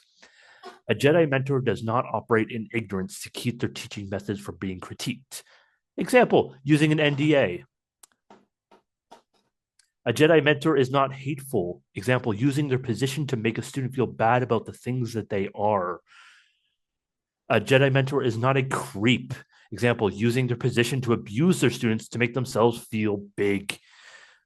This can be in many ways, emotionally, financially, or just anything. But like just generally just being a creep. Like, don't be a creep. It's very easy to not be a creep. Just imagine yourself in their shoes for 5 minutes, and maybe you'll realize why you shouldn't be doing these. Real quick, that yes. NDA thing, yes. people, that's legit. That was totally a thing that happened. Yes. So, like, these are not just examples that Darcy's just pulling out from nowhere. They actually happened. All they of happened. These. And the very specifically, the NDA event is what triggered me to be like, no, I need to make this class. I've been wanting to for a while. It's time to do it, because that was so far beyond anything I could have expected to see in this community that I had to go and do this. Like, I've seen a lot of weird things, but I'm like, okay, whatever, classic like interpersonal drama stuff, but that's a little bit too far. So, Jedi mentor ethics, enforceable rules. Growing up, my parents enforced the 21 rules of this house by Greg and Joshua Harris. Minus the first rule, because it's primarily about being a Christian. Number 1 being, we obey the Lord Jesus Christ. If you want to do that, that's fine. Go for it. But the rest of them, perfect for being a Jedi mentor. These rules can be widely applicable to how a mentor should behave and how they can enforce a student to behave without being destructive. Example, we love, honor, and pray for one another. We tell the truth. We consider one's interests ahead of our own.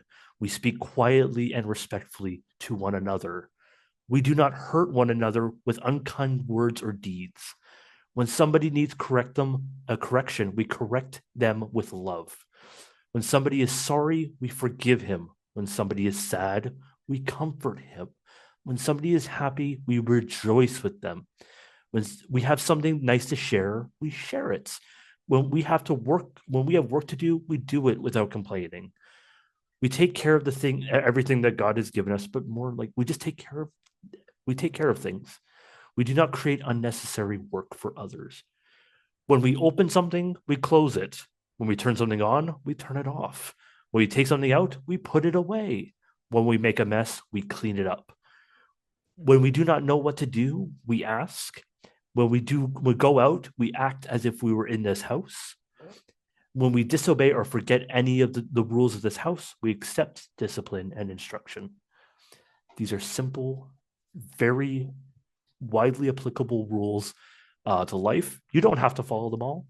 However, these were things that were instilled to me from a very, very young age.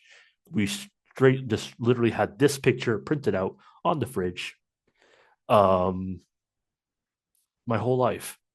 And it's very simple things, like especially 2 through 14, and possibly also 20, 19 and 20. Like the 15 through 18 is like sort of like just general, like if I turn on this light, I turn it off. Like don't leave it, basically don't make unnecessary work for other people, stuff like that. If you're watching this in the future, hello future people, feel free to pause this. You're more than welcome to read this, or you can look up the 21 Rules of This House by Greg and Joshua Harris. Greg and Joshua Harris, for better or for worse, were a big part of my growing up years, but all good. Jedi mentor ethics: the teacher is a student. You're going to see a lot of authoritarian teachers arise from the believing that they're no longer students. One example of how Jedi realism differs from the fictional Jedi is that the master-apprentice relationship aren't often huge age differences. In the fiction, you're going to see 30-year-old masters with 14-year-old students. There's obviously going to be a bit of a divide of experience. However, in the Jedi realism community, that's a very different thing. My first apprentice was older than me, and not by a small margin either. However, because it's more of a what's the word for it? Meritocratic / experiential thing. It's like I have been in the community longer and have learned more things, not about life, but generally just about like Jedi. And they wanted to become a knight, so they studied with me. However, they were older than me, so I got a lot of learning from them too. Largely, no Jedi organization allows anyone under 16 to become an apprentice. No Jedi group allows children to undertake training without parental knowledge and consent. This is very important, okay? Like, if you, like, I've seen specifically on the Jediism Reddit, I have seen 14-year-olds actually be having a master, and it's like, and thankfully, I am so thankful. So many people reached out and said, listen, maybe in a few years. For now, feel free to watch the shows. I personally have said, like, listen, if you want to learn things, tell your parents about me. Like, they have my Reddit handle. Have them message me, and I can give them some resources that you can go through on your own or with your parents. Because I have no business talking to anybody who's a minor. I have no business doing it because why? I don't have kids of my own. What am I doing with it?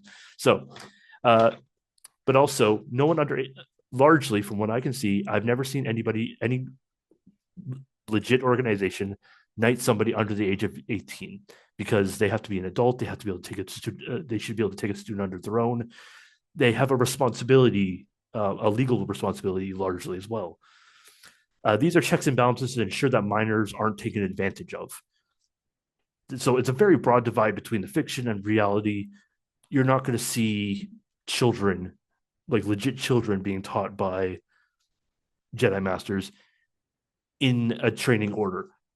Interpersonally, yes. Like if a kid sees me acting like dressed as a Jedi at the park and they ask me about being a Jedi, I'll give them some lessons, absolutely.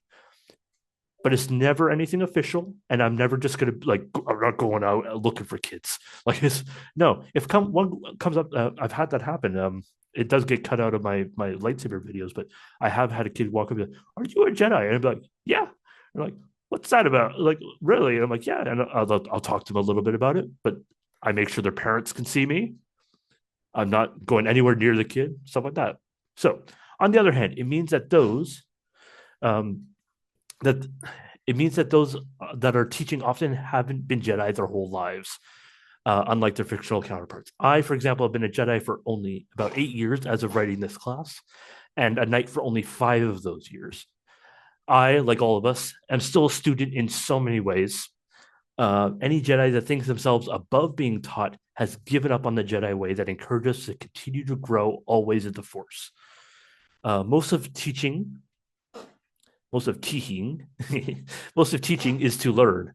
In teaching, we learn why it is what we're why it is what why we learn why it was taught to us in the way it was. I don't know why I word things like this. uh, we see it from another angle, we show it in practice. Teaching is so important to learning that being a student as a teacher is an inseparable fact. One can solely be a student, but no one should only ever solely be a teacher. So on the right-hand side here, we see the National Training Laboratories pyramid of learning and like learning retention rates. So this is a lecture. It is very likely that only 5% of this is really going to stick with you guys. And I've accepted that. I'll live with that. That's fine. If only 5% of this sticks with you guys, that's great. Reading is another 10%. Audiovisual, which is all this, adds another 20, blah, blah, blah. But you see at the very, very bottom there, you see practice by doing and teaching others. That's where, because you get to see, you get like, I could teach you, you could learn how to meditate, but it's when you're teaching somebody else the same meditation style, you realize why it was taught to you that way. And the importance of learning it that way. You can try doing it a different way, but then you'll realize you could possibly realize a better way. Yes, but you can also realize that's why we did this. So, but as a result, we're seeing that the teacher is still a student because you're still learning it yourself. You're learning in a whole new light. And I find authoritarian teachers, unhealthy teachers, are forgetting that. If they think they're not learning, they're fooling themselves, and they've decided to refuse to grow. How do we protect students in the Jedi community? We can't save everyone from falling prey to those that would abuse the power they're given. It's just a matter of life. It's unfortunate. When I was in the cadets and later the military, there was a saying, and I said this at the beginning: you only know the true measure of a person when you give them power, specifically over other people. I've seen many people crack under the pressures of power and or allow it to go to their heads. We can only protect people, unfortunately, by seeing those shortcomings happen. You can't protect somebody from something that hasn't happened. It's good if it happens, it happens. It's how we react to it and how we grow from it and how we defend and protect after the fact. I think a joke we could hear is from Marvel is we're the Avengers, right? Like we can only avenge. You can't do anything beforehand. You can only avenge. So if you're looking for a Jedi mentor, I can only offer the following advice, and this is very important. Look for their training.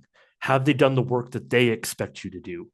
If you can't find any record of their training, like you need to consider, have they actually done any, or are they just saying that they're a Jedi mentor?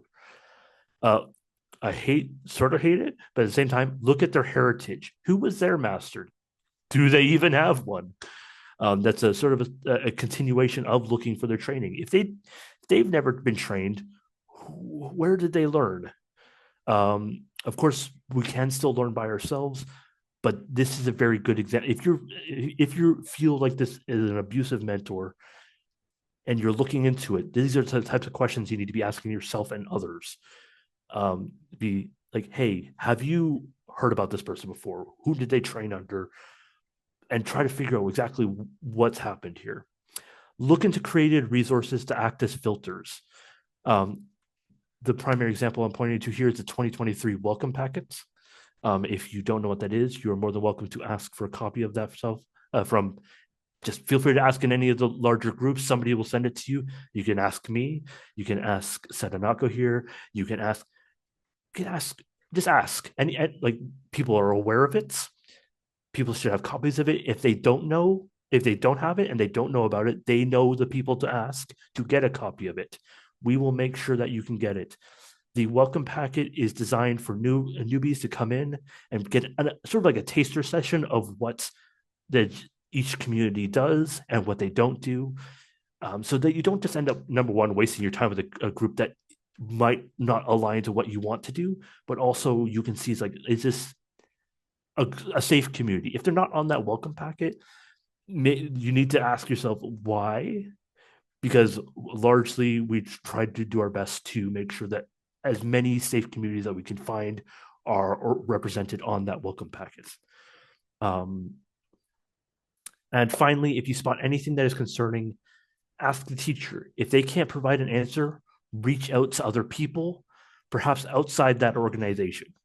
Okay, because sometimes the teacher is being protected by their organization. Okay, so reach out, go to another group. Nobody can stop you. Okay, and ask, be like, hey, do you know about this group? Do you know about this person? I just feel like something's wrong. I need some help. I need some guidance. We're here to help you. Jedi help Jedi, and we want to keep each other safe. So, a big reminder: you are not alone. If you feel you are in a problematic teacher-student relationship, please reach out. We can only help you if we know you need help. Okay, this is so important. Sorry if I get a little cry up a little bit. It's scary to be alone. It really is, and we're here to help you. Okay. So, drink of water here. The bite model in authoritarianism is but one model to help determine if a leader is abusing their power or has undue influence on their followers' lives, thoughts, feelings, and freedoms. In an ideal world, this class would not be needed, but it isn't in an ideal world. Unscrupulous leaders will appear in all walks of life, not just the Jedi path. See Om Shinrikyo, the People's Temple, the Branch Davidians, all stated as wanting to help, and then developed into horrors that should never, ever be repeated. Hopefully, such a level never reaches the Jedi movement, but we can only avoid such by knowing how it happens and remain vigilant against it. It starts with each individual teacher and how they treat their students. Okay. My name is Darcy Rain Winterthorn. This has been Bite Model Authoritarianism and Jedi Teacher Ethics. I hope you guys have learned. Again, if you guys need any help, if you're watching this and you feel that something is not right with your group or your teacher, feel free to reach out to myself or just anybody. Just go into another group and just generally ask. If you don't feel safe just generally asking, find the leaders of that group and reach out to them privately. We are here to help you. Okay, you're not alone. We're here to help you. And may the Force continue to guide you always. Always. And I want to say, with what Darcy was saying earlier, we are here to help you, but it's not just that. There are people in this community that we can't help the community protect itself against these people if we don't know who the people are. And Darcy's been part of what I call the Jedi Investigation Agency. Not that Darcy knew that, but no, I didn't know that. Yeah, you're part of the Jedi Investigation Agency that doesn't exist, but it totally exists, and it doesn't exist. It doesn't, yeah. But we have people out there that is something that they do. They go out and they make sure that we are communicating with each other. But if we don't know who those people are and we don't know the stories, we can't help. We can't go to another order and say, hey, listen, this person might come over here, or you have this person in your midst, and this is what we see. And what that organization does with the information that the quote unquote JIA disseminates is on them. But at the very least, we're working on it. Those are efforts. And the NDA, going back to the NDA, that one that person was suffering for a long time and didn't even know They that thought it was they would be normal. supported. Yeah, they thought it was normal. And then they came into a couple of orders and they said some stuff. They're like, I can't even say anything because I signed an NDA. And we were like, oh no, no, no, no, no. You No, can it's wrong. absolutely talk. Please do talk to us. And whatever we have, we'll go after that person if we have to. Absolutely. And so it's a process, but the process and the investigation can't start until we know. So please do reach out to someone and let them know. And not just one person, go to a couple of people. That way, whoever it is that you go to, they'll either start talking to each other or, somebody will start the whole chain reaction and something will happen. So make sure that you're not just like, if you know someone's out there that will do something, you can go to them. If you don't know someone that's willing to move mountains, talk to a bunch of them. Just keep hammering. Somebody will help. Okay. Somebody will be a real Jedi. We're Jedi here. We're literally defenders of the peace, and we can't stop. We can't create peace if we don't realize that there's peace to be created. So yeah, please reach out. I'd like this. You're not alone, and it's unfortunate that you're not the only. Probably aren't going to be the only ones. But we're here. We're doing our best, and the more we know, the better we can help. So yeah, perfect. Thank you, everybody.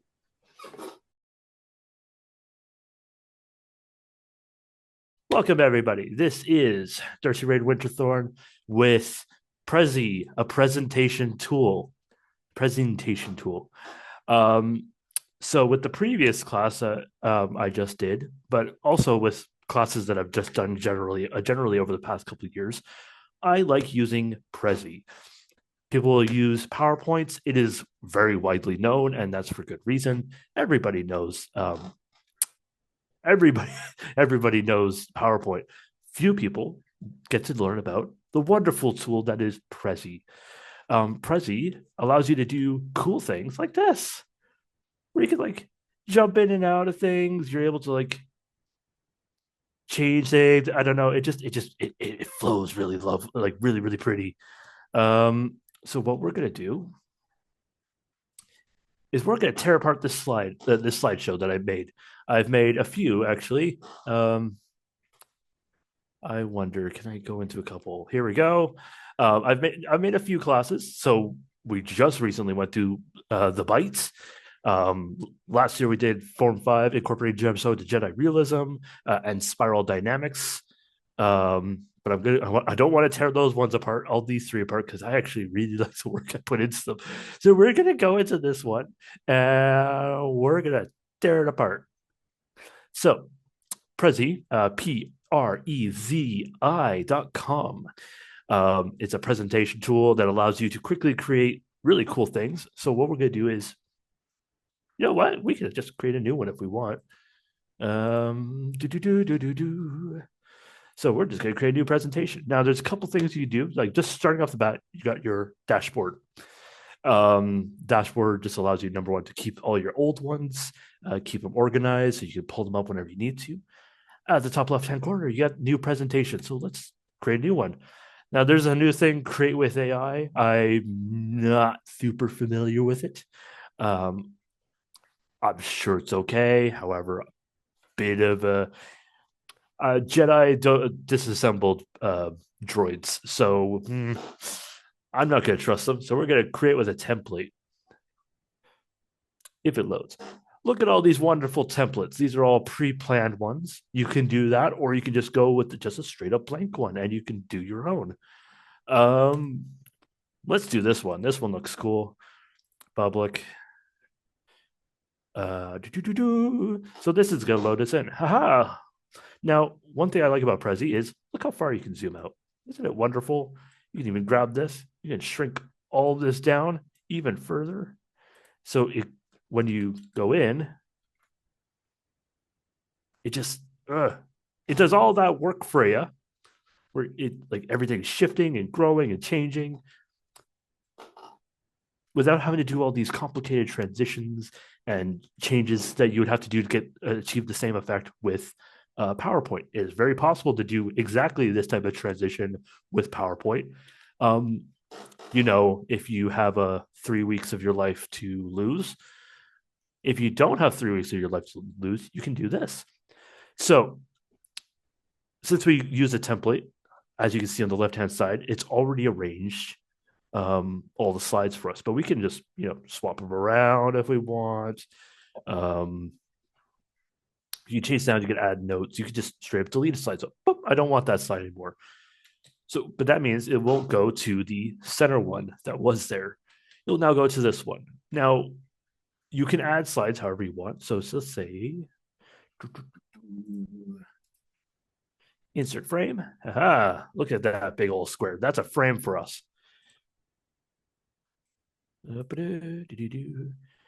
So we don't want to move that. So you can move things however you want, but I don't want to add that. So what we're going to do is I'm going to go a lot smaller. We're going to add a frame in here.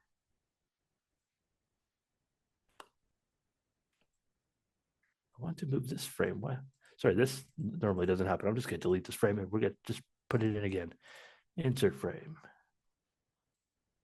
There we go. Wonderful, isn't it? Drag it however you want. But I don't know why it's grabbing like that. Is that a new feature? Please don't say you've changed since I've done this. But that's the joy about it. Very easy to change things around. You don't have to worry about anything like breaking on you. So let's the Prezi-ntation. Prezi. Ta-da! We begin. Just a fantastic little tool. You can change the background. You can let's change the colors of the background. We're gonna go like that. Aha! Much better than a pure white background, because who needs that noise? What I like is you're able to just shift everything around as you want. So that's the opening frame, for example. That's how everything would be framed. You could even see a how it will look when you decide to actually go to it up here. So you can see how things are going to lay out, how things are going to move around. But let's say, here we are, we're on this one, and say I want to go and add a frame. Say I want to add a little small box. Now, one thing I really like, and you might notice if you've seen any of my other classes, is you can just create little small things. So we're over here, and then you can go to a smaller one. One thing I really like doing, and you'll see this, is you make it real small. Move up here.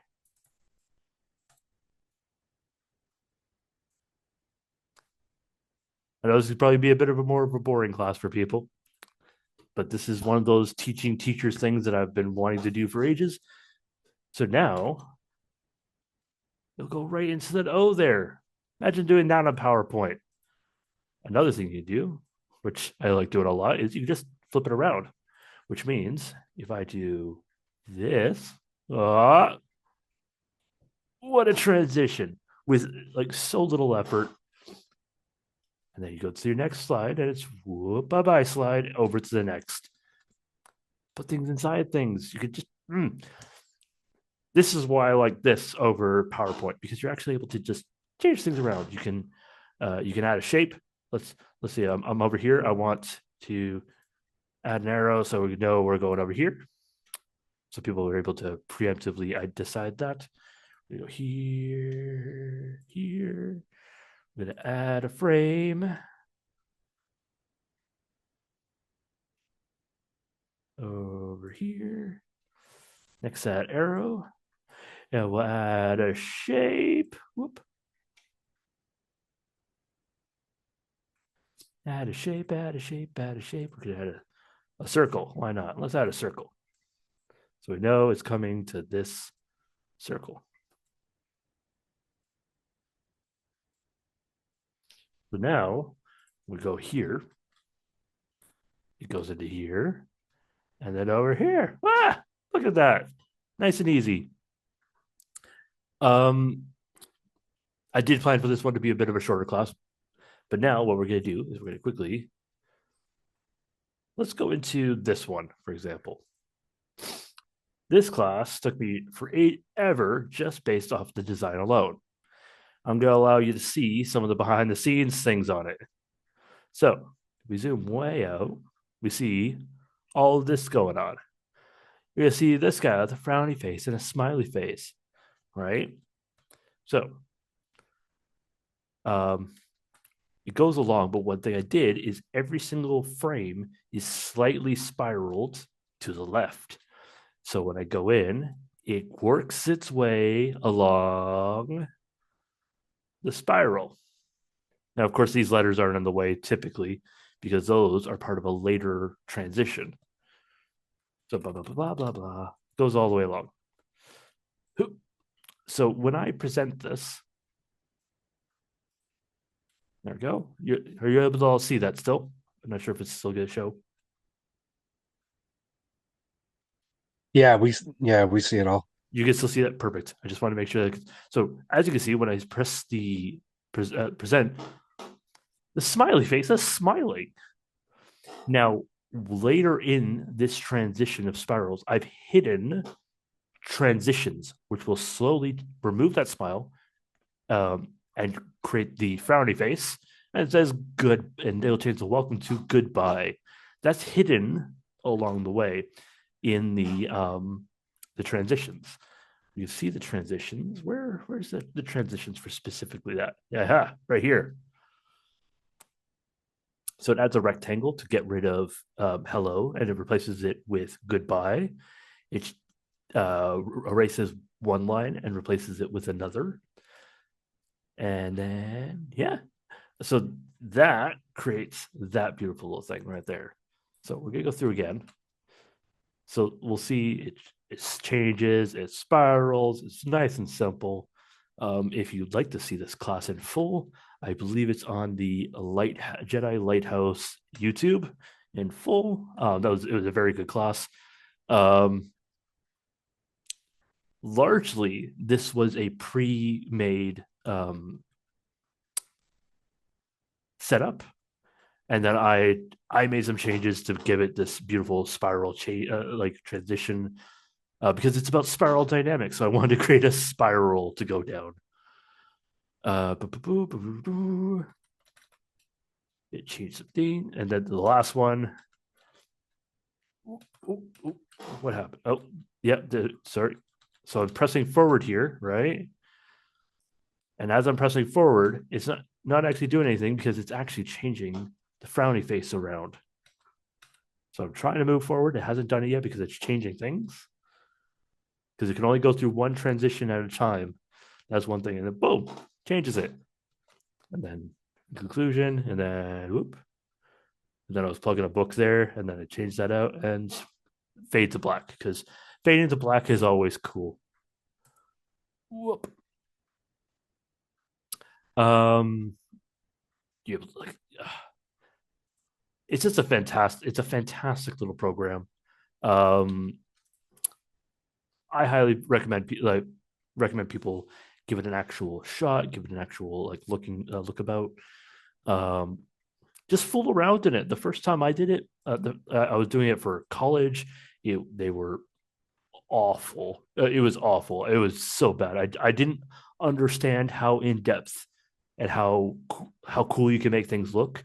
I basically made it into a slideshow like PowerPoint where I had a slide and then it moved down to the next slide. And you can do that if you wanted to. You totally could do that. Totally valid. You can do whatever you want.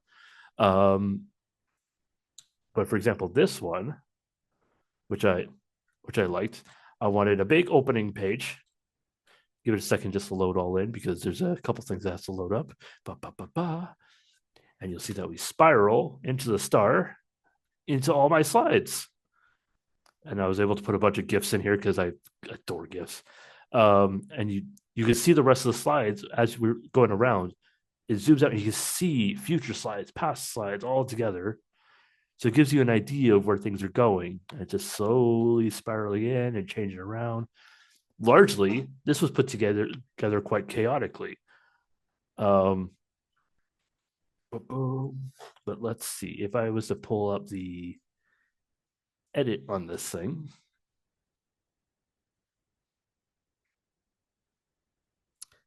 let's move you out to the side. Thank you. Perfect. So we could see the opening things. You can see there's just a bunch of things that like the book plug, which we'll hide over there for now. We don't need to see that right now. And now that we've zoomed in, fairly simple to see all the slides now. Nice and easy. They're even all still running technically, which is pretty cool. But I could be like, okay, actually, this would be better. Whoop.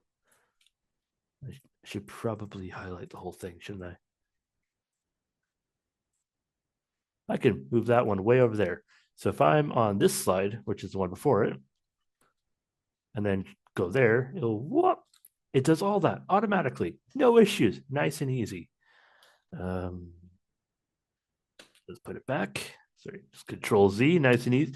It does Control Z, which is nice. I do always adore that. I'm pretty sure if you do, yeah, Control C, Control V, Control copy paste also works.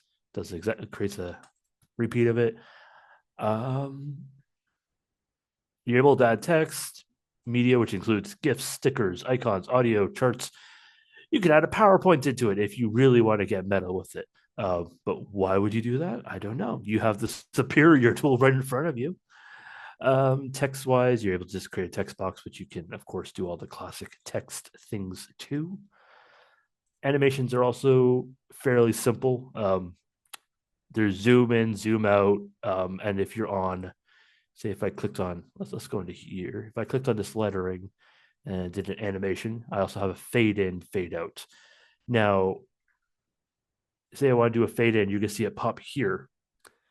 So if I decide to go from here and start presentation, you're going to see that the text is gone. And then when I do the next transition, it fades in because it goes here and then here. But if I was to do this, then it's already going to be there. So it might defeat the purpose.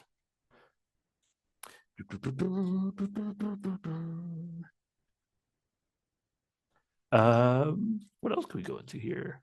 Story blocks. I believe there's just pre-planned. I never really used these, but let's click on one. Yeah, there we go. That's cool. Creates a pre-planned thing that you can use if you want. So it just streamlines the process. I don't use that. I like making my own slides, making them all look nice. But I do have a lot of free time that I'll just take to do that. Very nice and easy. But for the sake of making this a complete thing, let's try this create with AI thing together. I've not tried this yet. Let's see what it does, if it does anything. Hi, I'm Prezi-nation. What presentation do you want to create? Well, let's create a Prezi about creating Prezis. Make it bright and colorful with lots of transitions. Continue. I was going to say, I'm pretty sure what you wrote in there was supposed to go here because that was the title. Oh, okay. Let's trace again. I am just dumb, aren't I? Let's see. No, it's just a presentation and title. It's called presentation.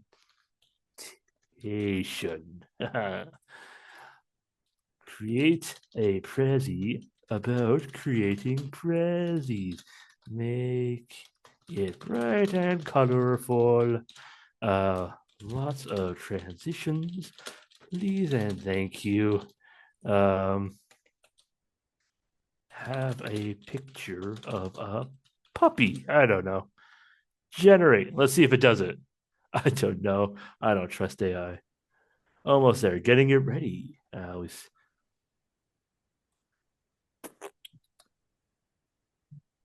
We'll let it load, let it load, let it load, let the robot do my work. This is your design overview. Blah, blah, blah, blah. Color palettes. Ooh, let's go for a darker one because, God, white.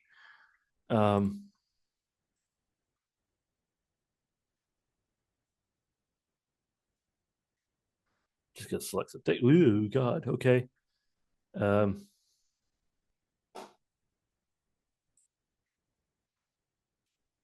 There's no pictures of puppies in here. I've been robbed. I mean, it is bright and colorful, though. It's bright and colorful. It does say presentation. Creating engaging prezis with style. Okay, it's done something there. What does it say down here? Organize your content with a clear. Okay, it's just telling me what to do. The robot that I gave instructions to is giving me instructions now.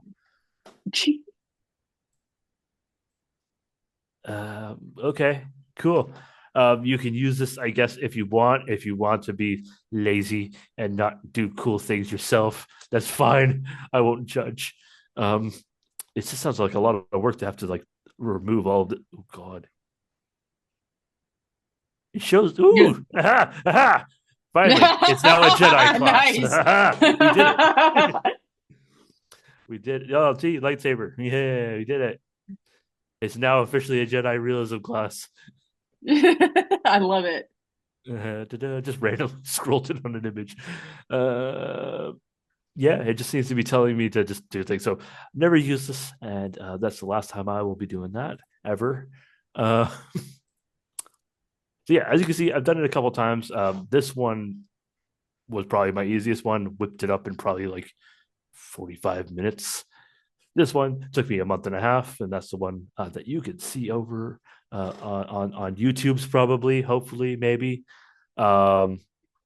If not, I can set you. Feel free to reach out to me, and I will send you a link to it, and you can watch it yourself. So, but